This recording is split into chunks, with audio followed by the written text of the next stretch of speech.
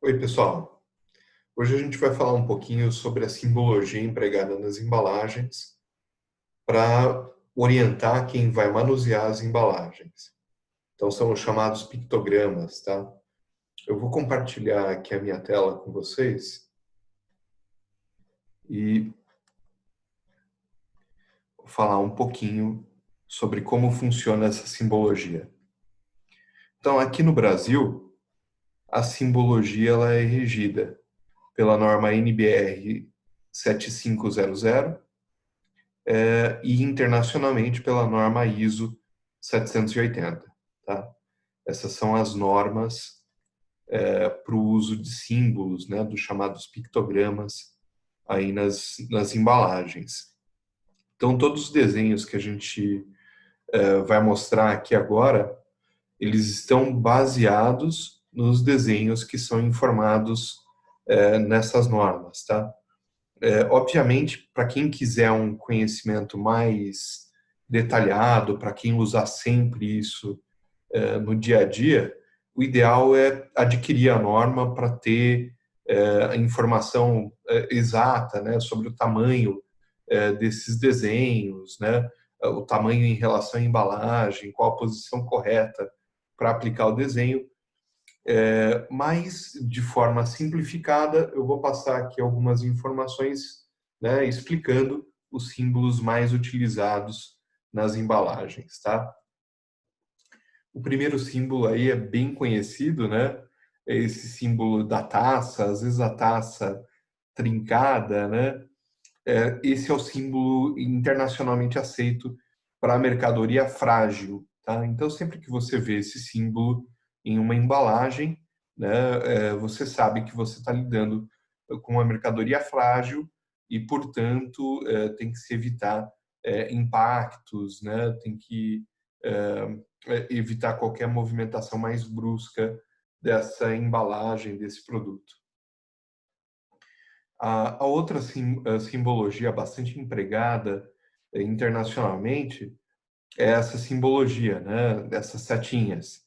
Então, inclusive, eu falei sobre elas no vídeo anterior, tá? As embalagens, elas são normalmente desenhadas para ter mais resistência mecânica em uma direção, que é a direção que vai sofrer o empilhamento.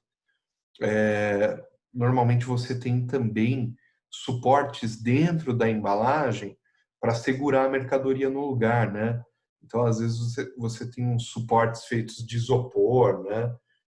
Ou EVA, algum material assim, e ele é desenhado para funcionar com gravidade em uma direção. Se você começar a rolar essa embalagem, virar, tombar, essa mercadoria pode escapar desses suportes, ela pode furar a própria embalagem, ela vai, de alguma forma, danificar, né? A própria embalagem pode não resistir os esforços numa direção diferente da que ela está desenhada. Então, por isso, essa é uma das simbologias que eu considero mais importantes, né?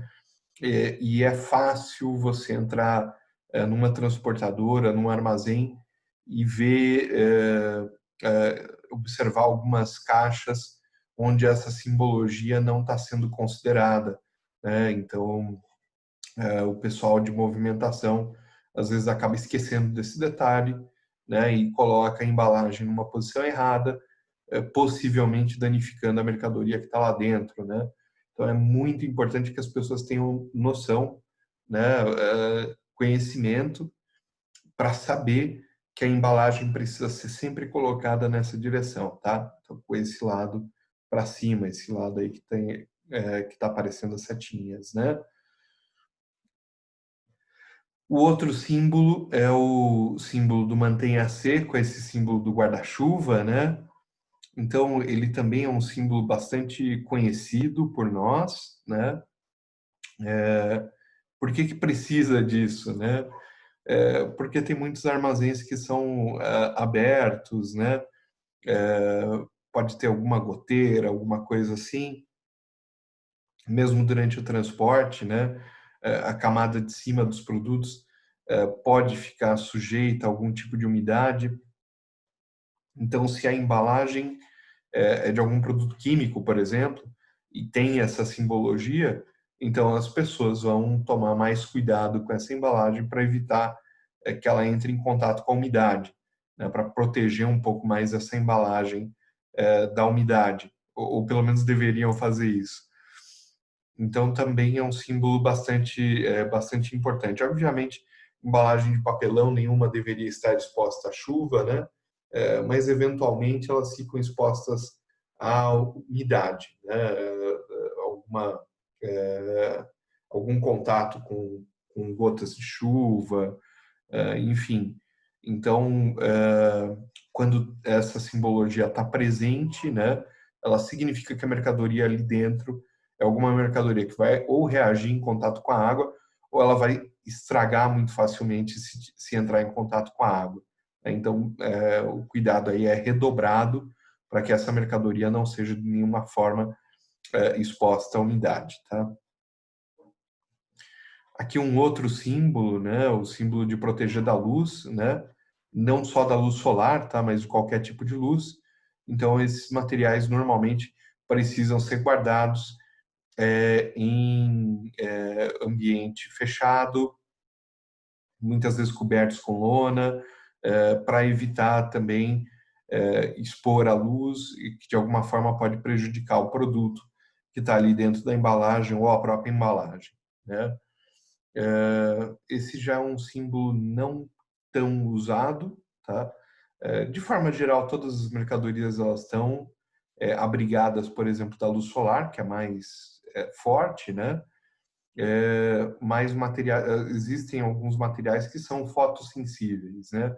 Então, esses materiais normalmente vão receber essa simbologia e daí precisa se tomar esse cuidado extra, né? De, por exemplo, colocar no armazém e jogar uma lona por cima para evitar que a luz danifique o material, né? Ou na hora do transporte também, transportar em veículo fechado, né? Para proteger da luz, oferecendo uma proteção além da proteção já garantida pela própria embalagem, né? Outro símbolo aí é o símbolo do proibido usar gancho ou não furar, né? Então, algumas embalagens elas não vão ter resistência mecânica para você usar um gancho na furação da embalagem. Às vezes a furação da embalagem é só uma furação, é um acesso para inspeção, ou é uma furação para você poder colocar a mão, né? Não é uma furação necessariamente para colocar um gancho, né? Então, para garantir que ninguém vai tentar colocar um gancho ali, então existe esse símbolo e é usado esse símbolo, tá? Esse outro símbolo aqui, ó, é um símbolo de um carrinho, né? Aquele mesmo carrinho que o pessoal da fábrica de refrigerante, né? Usa para levar os engradados de refrigerante. Então, esse carrinho é bastante usado na movimentação de caixas, principalmente de caixas de papelão, né? É um carrinho com eixo só na parte traseira. Então, você carrega as caixas, né, na altura do piso e depois você tem que inclinar o carrinho para ele ficar suportado nas rodas e daí você consegue rodar com esse carrinho sem fazer esforço, né? O problema, de novo, né? Algumas embalagens, como eu falei, vão ter aqueles suportes internos, né? Então elas não podem inclinar de nenhuma maneira. Então, para evitar que isso aconteça, é colocado esse símbolo aqui na embalagem, né? Especificando que aquela embalagem, ela, além de ter um lado que tem que ficar para cima, ela não pode ser inclinada, tá?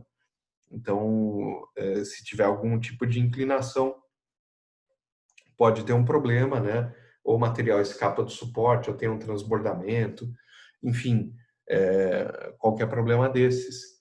Então, esse símbolo é colocado nas embalagens desses produtos para evitar que na movimentação eles sejam inclinados.